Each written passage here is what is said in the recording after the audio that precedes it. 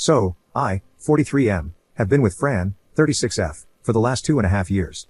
I thought that things were moving smoothly, and was about to ask her if she wanted to move in together, but she has been acting rather distant lately, so I decided to wait a little and see if she would bring something up. Out of nowhere, this last Friday, she asked me to open the relationship. She gave me her big speech, and when she finished her presentation, I asked her if she already had someone in mind, because it's not like we decided today and are basically going out with other people tomorrow. Essentially, I tricked her into telling me what I already knew, and yes, she already has someone in mind, which means to me that either she already did it, or she has it all set up. So I got up, and walked around the apartment while she was trying to sell the idea that this could be good for both of us in our relationship, and by the time she finished talking, I handed her one of my sports bags with all her stuff in it, and told her to leave the spare key on the table on her way out, that we are done, and she knows why. Then I went to the couch and turned on the TV, just trying to look indifferent and to save face. She was speechless for a while, about to cry, but before she could say something, I told her that I didn't want to talk about anything, and that she should leave. As soon as she left, I felt like crap, like I was so unworthy, and I started to cry a little. As of right now, I'm still mourning. My phone has been almost nuclear with all the calls and texts I received from friends on both sides about my extreme reaction to her supposedly simple request. I don't know what she told them. So now I'm sitting, wondering if I really went overboard and, at the same time, fighting the urge to run back to her. Because deep inside, even though I know my feelings for her are still there, the trust is gone, and I'm not going to spend all my time watching her movements. It's not healthy, and before anyone points it out, yes, I know my reaction is a pure reflection of me, not what she did or was about to do. So, did I go overboard? Update 1. Last Friday, we met at our regular place where we usually have coffee. From a distance, she looked great, so great that I just wanted to forget everything that happened and drag her back to my place. It actually took a lot of restraint to not do it. When I got close to her, I noticed her sadness, and she still had her eyes irritated from crying.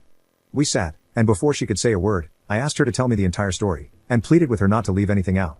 I needed to hear it all, and then I would ask her a few questions, needing the entire truth. The story was pretty basic.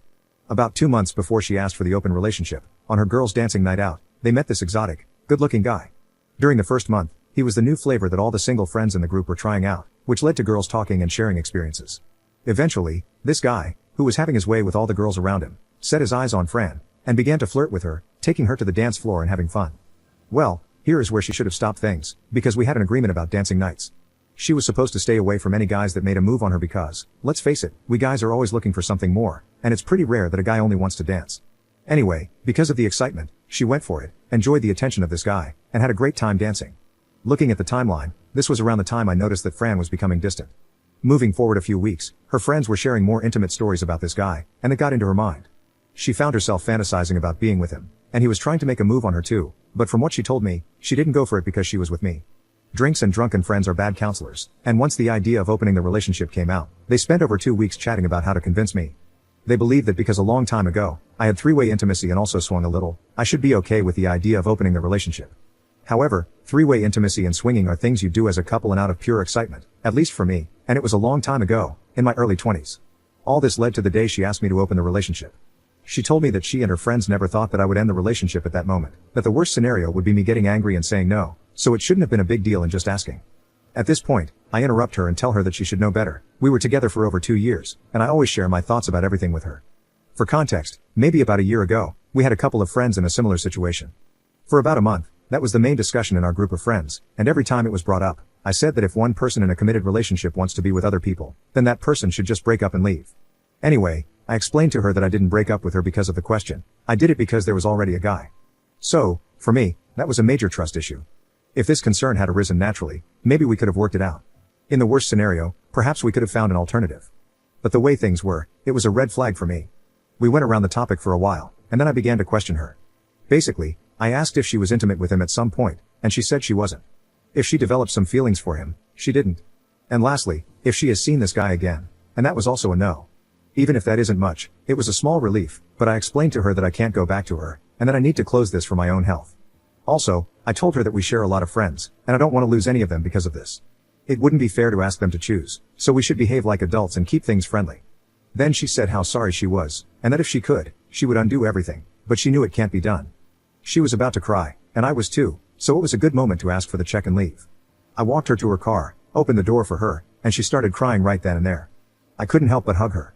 We stood there for about 10 minutes, and when she calmed down, she got into her car and drove away.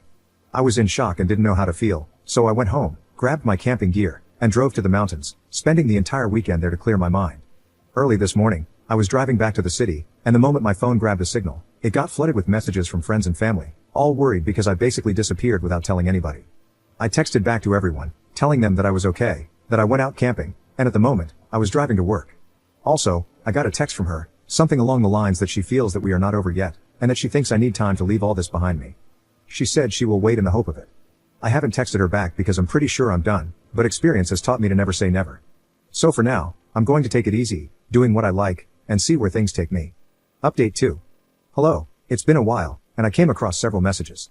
Some were asking what I was up to, others were giving advice and encouragement, and of course, there were those asking for an update. After almost a month and a half of grappling with the matter, I still didn't have things very clear. Fortunately, that's what best friends are for. I had a conversation with Clau and her husband Pete, my two best friends, and after a while of talking, they said, "You have to let her go.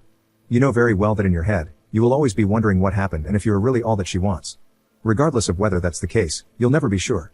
They also said something about how the only reason I haven't let her go is that I don't want to be alone, and to be very honest, all of that is true.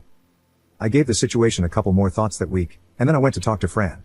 I simply told her that clearly, at this moment in life, we wanted different things, and it was better for each of us to continue on our own way without any resentments or bad feelings. I gave a clear goodbye, and she obviously didn't like what I said, and she got sad, but that's just life. She has to process her emotions, and I have to process mine. I was in an emotional low for a while, and I focused on work, but things have slowly improved. No, I'm not seeing anyone, and I have no intentions anytime soon. I think it's a good opportunity to behave like an immature 15-year-old in the body of a 43-year-old, play video games, go camping, and be the envy of all my friends whose wives or partners don't let them go out to play. So that's all. Thanks everyone.